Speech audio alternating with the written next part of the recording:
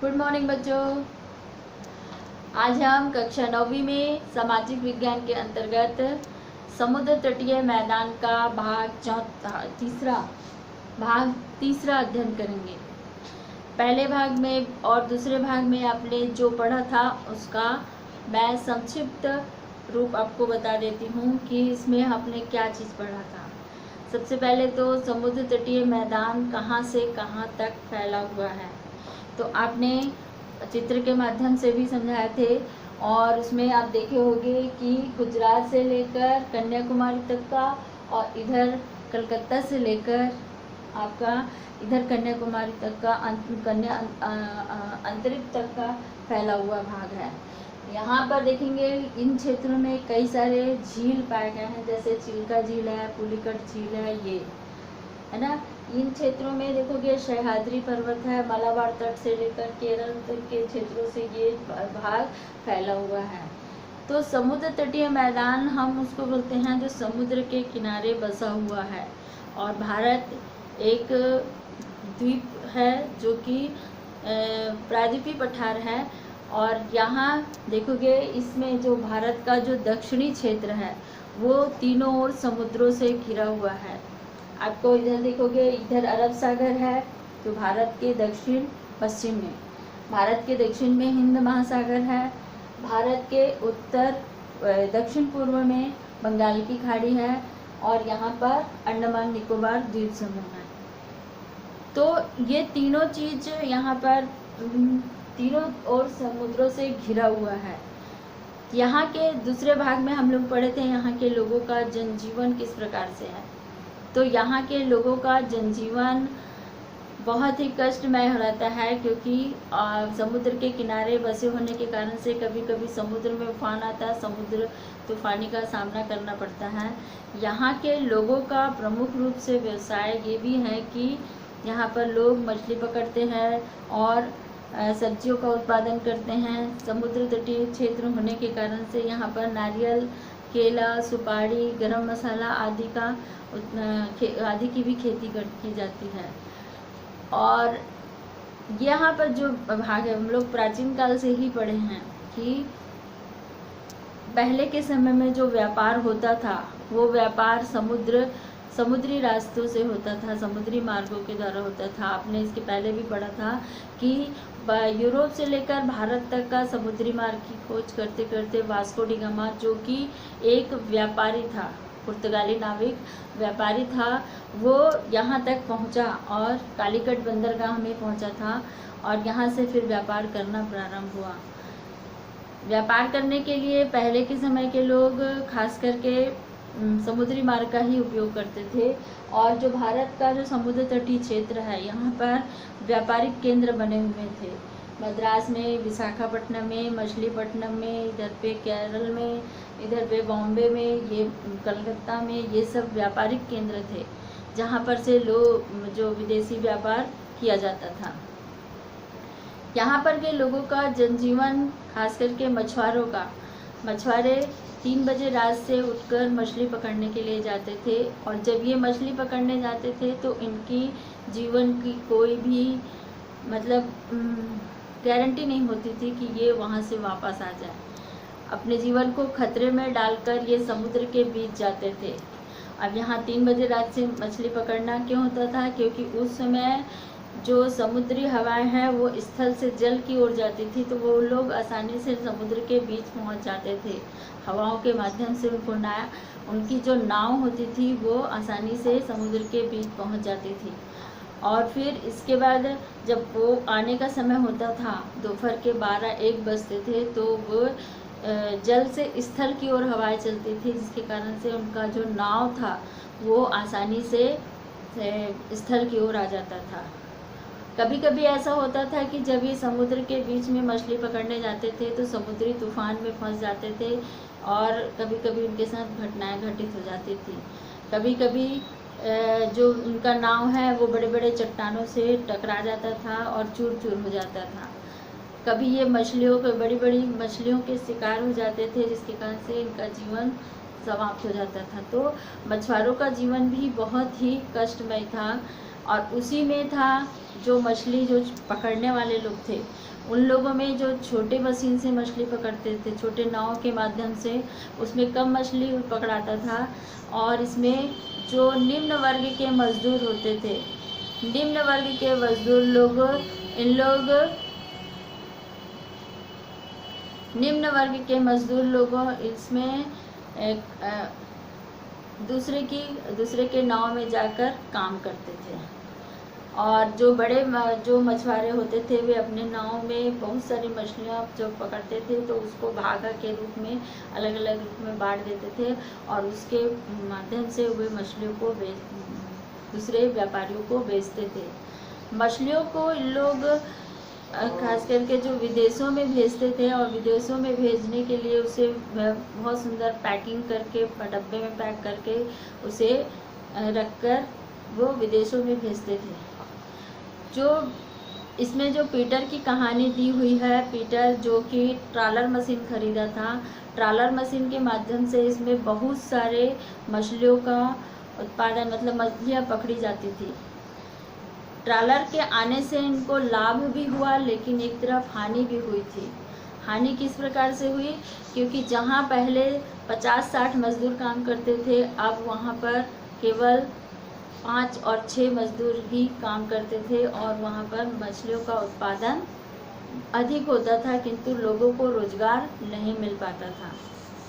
तो इस प्रकार से यहाँ पर मछुआरों का जीवन था, लोगों का सामाजिक जीवन था। और यहाँ पर संस्कृति के रूप से देखा जाएगा तो आज भी उन क्षेत्रों में फ्रांसीसी सभ्यता झलकती, क्योंकि उस समय जो व्यापार करने के लिए आते थे तो वहाँ पर स्थायी रूप से रहने लगे, जिसके कारण से वहाँ पर एक बड़े से गिरजाघर को फ्रांसीसी लोगों ने बनवाया था, जिसके कारण से वहाँ आज भी फ्रांसीसी सभ्यता हमको देखने को मिलती है। तो ये था समुद्र तटीय मैदान के लोगों का जीवन। अब देखते हैं हम लोग यहीं पर ये अंडमान निकोबार द्वीप समूह और लक्षद्वीप समूह किस जगह में स्थित है। तो अंडमान निकोबार द्वीप समूह भारत के यहाँ पर दक्षिण पूर्व में स्थित है, जहाँ पर बंगाल की खाड़ी है। और यहीं पर लक्षद्वीप समूह देखोगे तो ये भारत के दक्षिण पश्चिम क्षेत्र में है, जहाँ पर अरब सागर है। आप यहाँ पर देखेंगे तो हिंद महासागर है। तो एक तरफ से देखा जाएगा तो हम लोग अगर ये अंडमान निकोबार द्वीप समूह के बारे में जानते हैं तो इसको कई भागों में बांटा गया है। जैसे आपकी पुस्तक में यहाँ पर दिया हुआ है, ये देखो, ये यहाँ पर दिया हुआ है कि उत्तरी अंडमान, फिर मध्य अंडमान, दक्षिणी अंडमान, इस प्रकार से इसको अलग अलग भागों में बांट दिया गया है। यहाँ पर की जलवायु के हिसाब से देखा जाएगा तो यहाँ पर का जो क्षेत्र है वो बहुत ही कटा फटा क्षेत्र है, क्योंकि टापू है, ये समुद्र के बीच में है, कटा फटा क्षेत्र है। और ये एक तरफ से देखा जाएगा जो क्षेत्र है वो पर्यटक स्थल के रूप में बना हुआ है। और पहले के समय में जब अंग्रेज लोग थे तो यहाँ पर लोगों को काला पानी की सज़ा दी जाती थी, जिसमें जो जेल बनाया गया था वो जेल का नाम था इसमें सेल्युलर जेल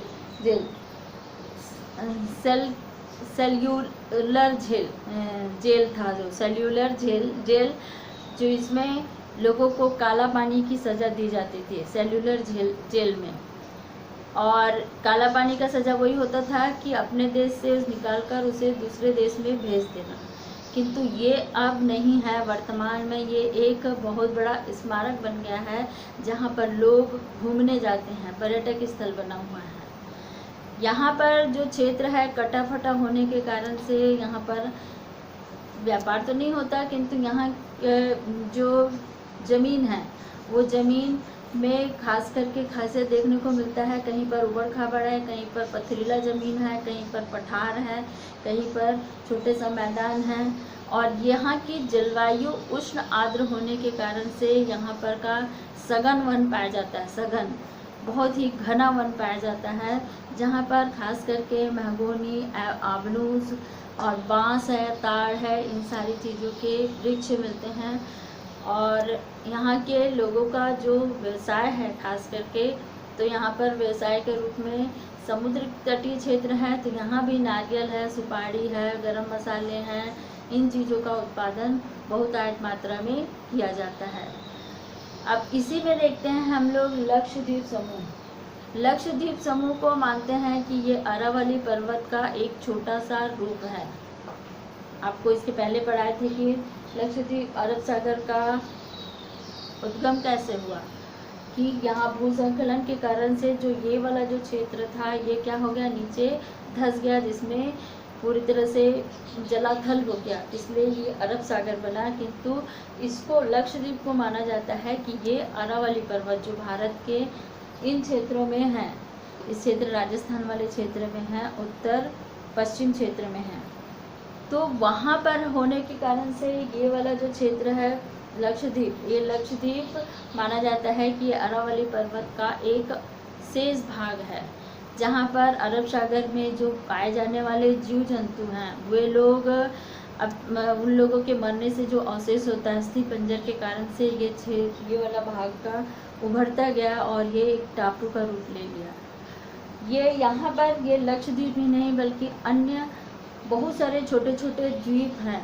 लेकिन लक्षद्वीप का जो क्षेत्रफल है वो 32 वर्ग किलोमीटर क्षेत्र में फैला हुआ है लक्षद्वीप।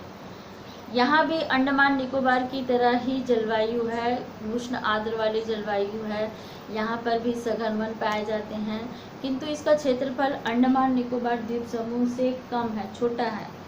और यहाँ पर जो बस्तियाँ बसी हुई हैं वो भी सघन नहीं है, विरल है, वहाँ पर के लोगों की जनसंख्या कम है। और यहाँ पर खास करके अनाज का उत्पादन, मोटे अनाज तो उगाते हैं और खास मक्का ये, और समुद्र का किनारा होने के कारण से यहाँ पर नारियल है, रबड़ है, सुपारी है, केला है और गरम मसाला है, ये सारी चीज़ों का उत्पादन करते हैं। यहाँ की जलवायु उष्ण आर्द्र होने के कारण से यहाँ वर्षा भी बहुत अधिक मात्रा में होती है और उसी के कारण से यहाँ भी सघन वन पाए जाते हैं। यहाँ पर खास करके आबनूस है, मंगोनी है, ताड़ है, बांस है, ये सागौन है, इस प्रकार के जो वन प्राप्त होते हैं सघन वन वाले, सदाबहार वन। सदाबहार वन हम उसको बोलते हैं जिसमें बरसात के दिनों में जब पानी गिरता है तो चारों तरफ हरियाली हो जाती है। और ये जो सदाबहार वन है ये हमेशा हरे भरे होते हैं, ये इनका कोई विशेष समय नहीं होता है कि ये अपनी पत्तियों को गिरा दें, इनमें हमेशा हरियाली नज़र आती है, चाहे वो अंडमान निकोबार द्वीप समूह में हो, इसमें चाहे वो लक्षद्वीप समूह में हो। तो दोनों तरफ ये इसमें दोनों द्वीपों की एक खास विशेषता ये है कि ये दोनों द्वीप समुद्र के बीच में स्थित होने के कारण से यहाँ पर की जलवायु उष्ण आर्द्र जलवायु है। यहाँ पर सघन वन पाए जाते हैं। यहाँ पर की जो चाय की दृष्टि से जो जिस चीज़ का उत्पादन होता है वो खास करके गरम मसाले, सुपारी, केला और नारियल, इन सारी चीज़ों का उत्पादन अधिक मात्रा में किया जाता है। अंडमान निकोबार द्वीप समूह एक पर्यटक स्थल के रूप में जाते हैं। जैसे अभी हाल ही में स्टील प्लांट से हमारे क्षेत्र से बहुत सारे लोगों ने घूमने के लिए गए थे, तो इन क्षेत्रों में खास करके जाने आने का जो साधन है वो साधन आपको जलयान के द्वारा ही वहाँ पर जाना पड़ता है, क्योंकि वहाँ पर कोई रास्ता नहीं है, सड़क नहीं बना हुआ है, समुद्र के बीच में होने के कारण से यहाँ पर हमको जलयान के माध्यम से उस क्षेत्र तक का पहुँचना पड़ता है।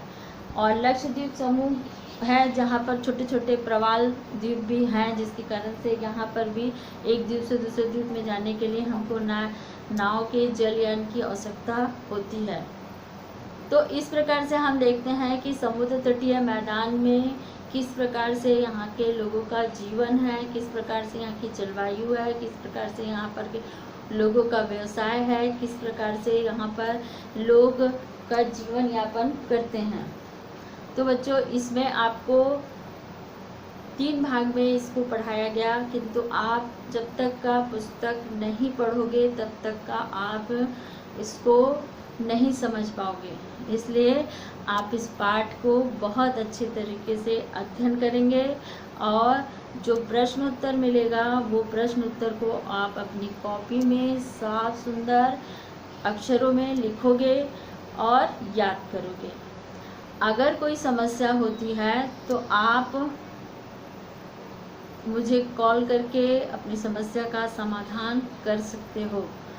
और इस पाठ को बहुत अच्छे से पढ़ेंगे ताकि आपको ये पता चल जाए कि भारत के जो दक्षिणी क्षेत्र है, चाहे वह दक्षिण पश्चिम हो चाहे दक्षिण पूर्व हो, वहाँ पर के लोगों का जीवन, वहाँ के लोगों का व्यवसाय, वहाँ के लोगों का व्यापार किस प्रकार से है, इसके बारे में आपको विस्तृत जानकारी प्राप्त हो जाएगा और आप अच्छे से इसको याद करेंगे। ठीक है, थैंक यू।